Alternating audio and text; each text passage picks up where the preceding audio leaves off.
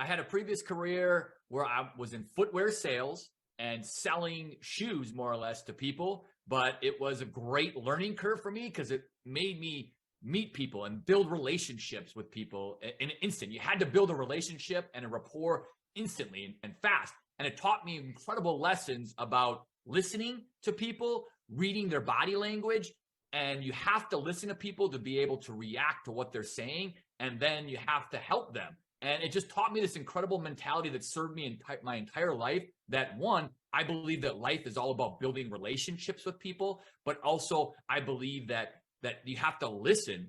And that's one of the biggest parts of life, is that you learn so much more when you actively listen. And I'm so grateful for that opportunity in my life.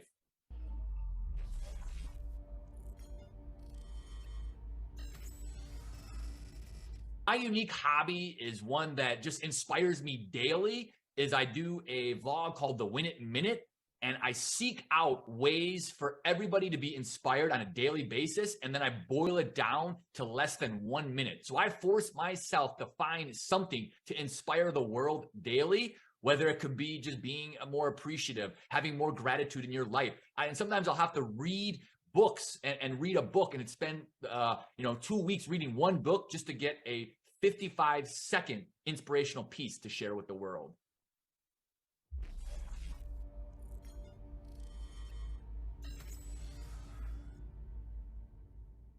Inspiring and motivating people to live their best life and to realize that they can be much more than they set out to be by having the right mindset. And I want to spread positivity, because I found that when I'm doing something that I'm passionate about in life, very much like other people, I get ignited. And it has allowed me to then ignite others around me. And it all starts with having the right mindset, having a champion's mindset, having one of positivity. I want to spread positivity and impact the world, because I've learned so much about the human mind and the power of mindset that it revolutionized my life, and I wanted to do it for others as well. I'm no doubt I'm living more or less an average life by most people's standards, but I'm ignited every day by just spreading positivity and impacting. If I do it with one person, whether it be my kids or my kids' friends, or a coworker, or just somebody I run into on any given day, or someone that watches a Win It Minute. Because I went through a dark period in my life where I was very down and I doubted that there was anything more in life. And I had a very negative mindset, and people around me had a negative mindset. And I realized that if I change my mind, and if I can change it and turn it around and to have a more positive mindset, the people around me then also have a more positive mindset. So if I can change myself, then I can change the people around me, and then those people can also help inspire and motivate others in the world, and we can change the world. And I can change the world simply by changing my mindset daily and then inspiring those around me, and thus we can ignite the world and change the world to have a more positive mindset on a daily basis. I love teaching others the untapped power of our human mindset, but not just any mindset, a winning mindset, and the importance on selling yourself on it first and foremost. But first, what is a mindset? A mindset is the way people think, and the way you do anything can be taught. So yes, we can all learn a new mindset. So let's try that together. I didn't always have this superpower. It took time and effort to work at it. And today I want to teach you the secrets that I've learned. But first, I want to tell you a little story on how I became so inspired to study the power of mindset and the winning mindset. 10 years ago, my first son, Adrian, was born.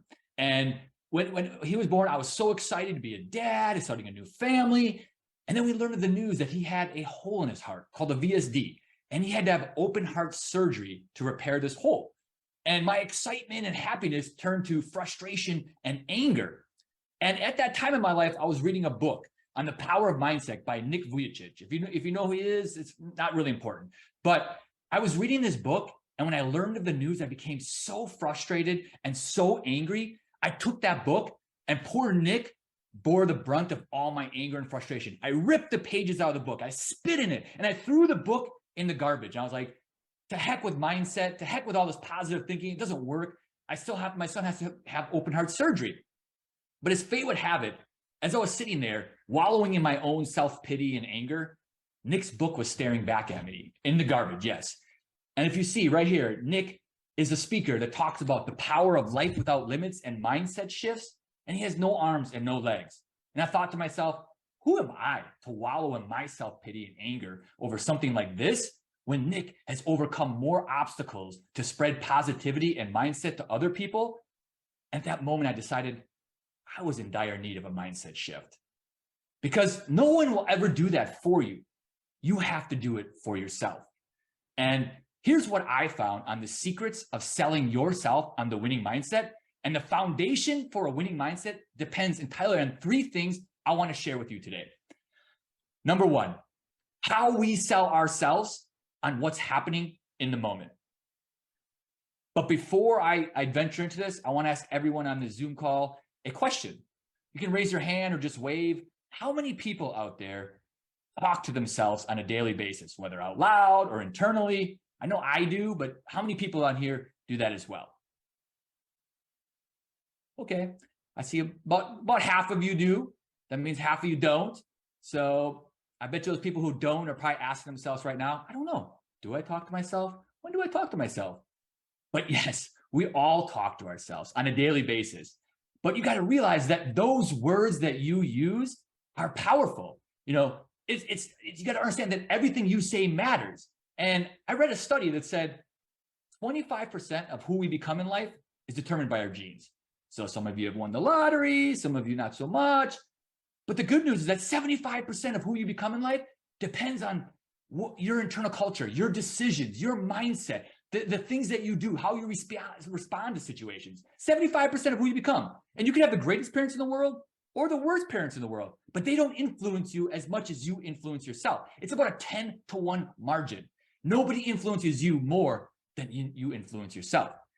And I read an article one time about Richard Branson, and he talked about how he became a successful entrepreneur because he had something called a desirable difficulties. That when he was young, he had dyslexia, he couldn't read or write, and so he had to make friends with the smartest people in the class. He could essentially cheat off them.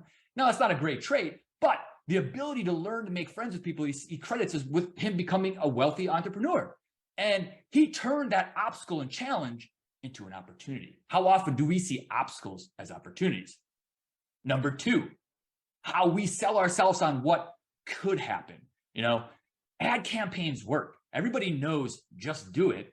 And there's no more powerful ad campaign than the one going on in your own head, because the average human being has about 60,000 thoughts a day, 60,000 opportunities to influence yourself. But most people have the same thought over and over and over. Or it's a negative thought. Why'd you do that, Keith? What are you doing? What were you thinking?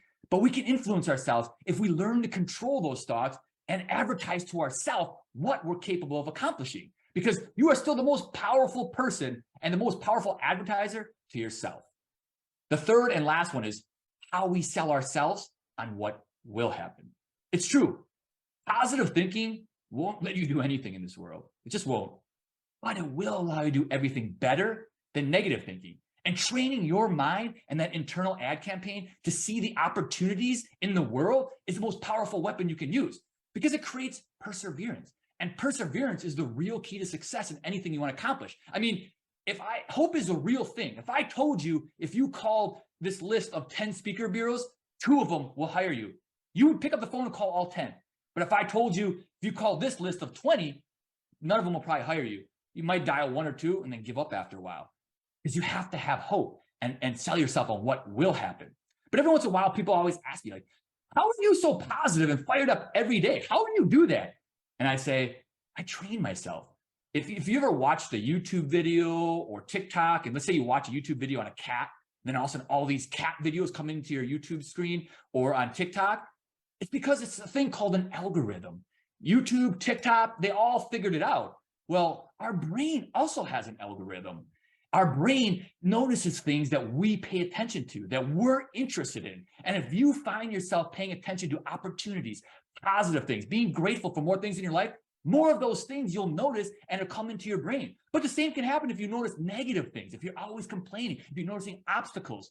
Those things come more into your brain and come in more to your periphery than anything else. So you have to shift your mindset to notice these positive things and to notice more opportunities, and more of them come your way, because you'll start to see more winning opportunities instead of challenges, more positive outcomes instead of obstacles.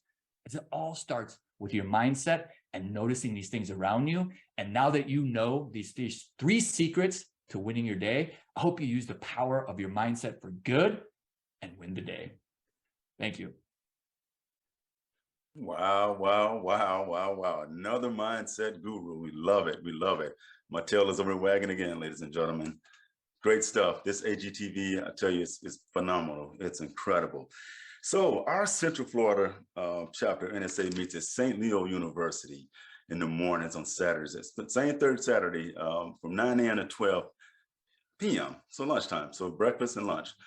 So what happens is, Carolyn, again, the Dean team was so great at doing this. They bring in these super, super amazing professional speakers and other Toastmasters, other NSA members, national and some local, and they just blow us away, giving us all the information we need to be successful in starting our speaking business.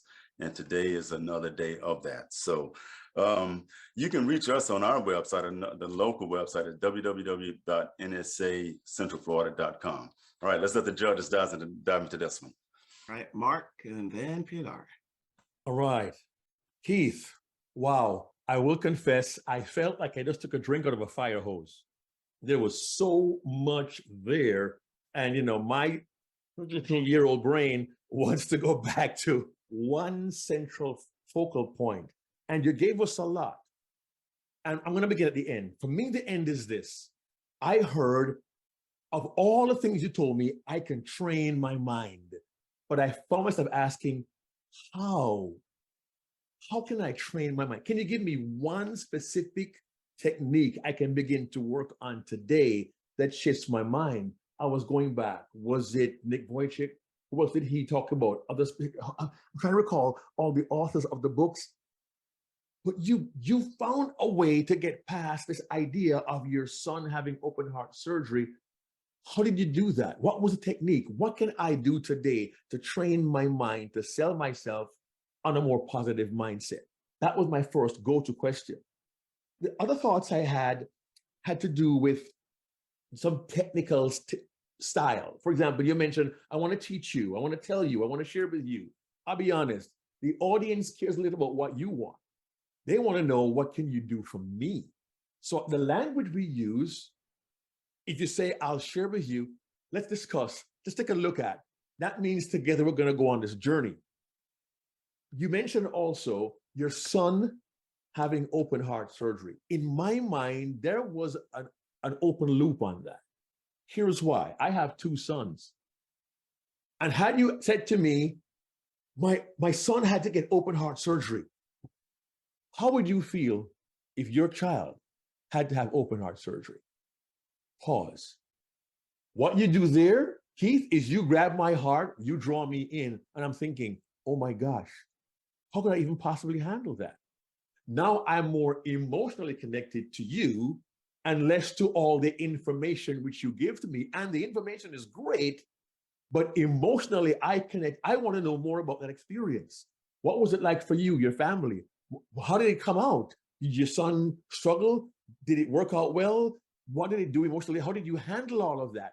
To me, that's where you had me hooked, but then it's unresolved in my mind and in my brain. And part of the reason why that was difficult for me to digest is clearly you're a positive person. Your mindset is fantastic. You started out, energy level was here, and you never let go. I didn't feel any emotional nuance. I felt your son's open heart surgery was a report, which is not bad in itself, but I didn't feel the impact on you. And your audience wants to hear you, but they really want to know you. They want to connect with you and they want to relate to you. So I'm gonna invite you to think about, what would my audience see, feel, and experience based on my words. Get a recording of yourself and put yourself in the audience's seat and review it with their mindset. And ask yourself, must I change a statement to a question to bring them in? Must I be clear on one action that they can take? And how will I feel being in their seat? I think that would make a huge difference in the experience. And my last thought is to reiterate, when we have emotional shifts in our presentation, we can take an audience on a journey they can relate to their own emotional roller coaster ride as well. Great message. Bring me in a little bit more. Thank you.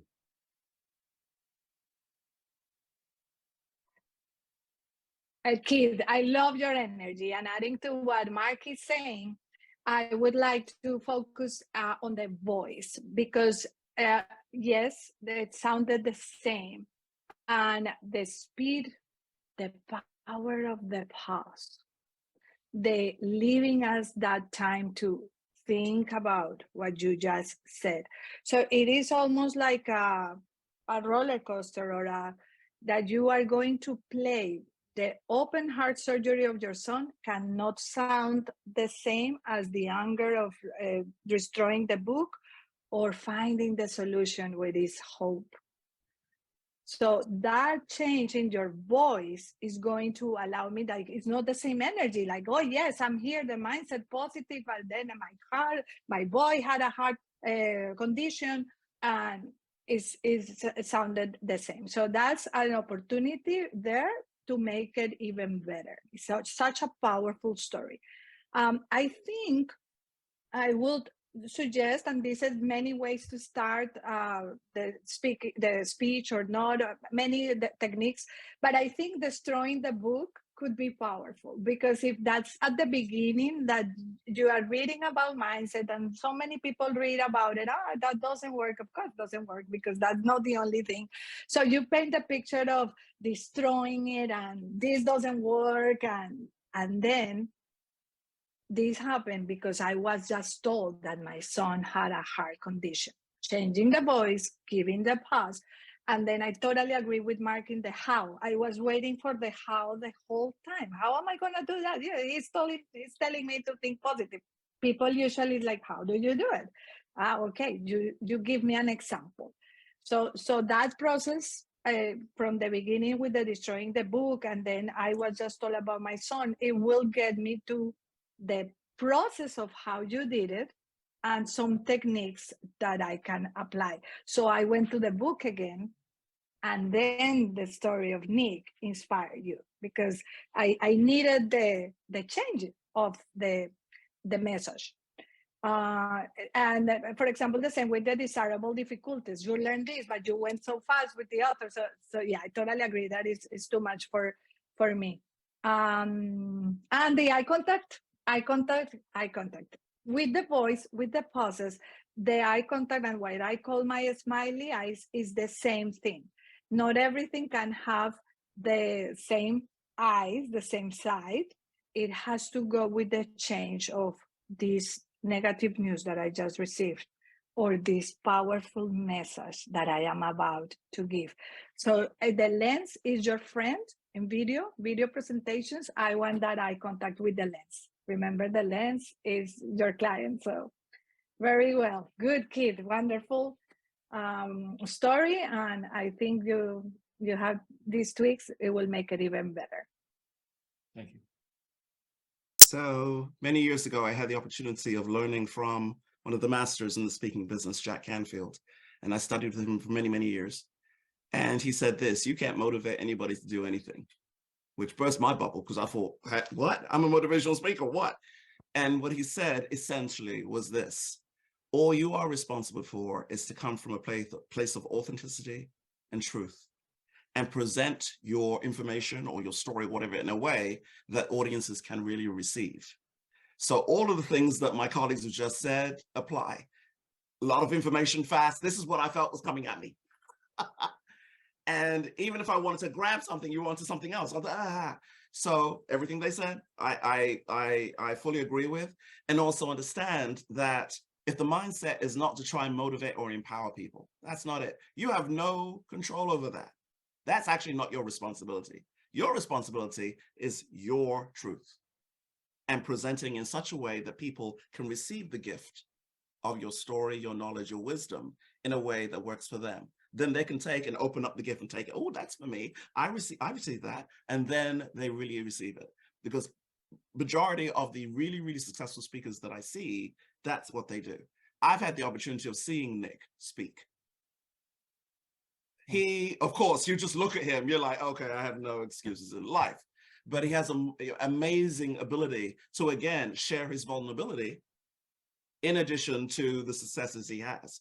So all of this being said is you have it. You have the stories, you have the experiences. Just take a deep breath, pause, slow down. And then you could say, all right, how can I show more of myself? The story with your son. How can I show the wisdom that I need to? And then, then you're off and running. You know what came to me as a possible also beginning of your speech? You talked about algorithms and the fact that we have those cell phones, and sometimes you're talking about a topic and then the next minute you look and then those topics come up on the phone. So how about your brain or your world being just like a cell phone? And it's controlled and you control the algorithm. Like that. Or the people around you control the algorithm. So I'm just sharing that with you so that you can think outside the box and not sound like every other motivational speaker. You have the ability because you're plugged into technology, you're plugged into the young, you're plugged into everything. Use what's around, take your stories and experience and fuse them all together. And then you'll have an unbelievable experience for people to enjoy. So good luck. Thank you. And real quickly, Keith, this thought for you. Consider making reference to the RAS, the reticular activating system. Use that reference and help the audience to understand what we look for, we will see. All right. Thank you so much. I cut that out at the last minute. I just I was waiting for it, so.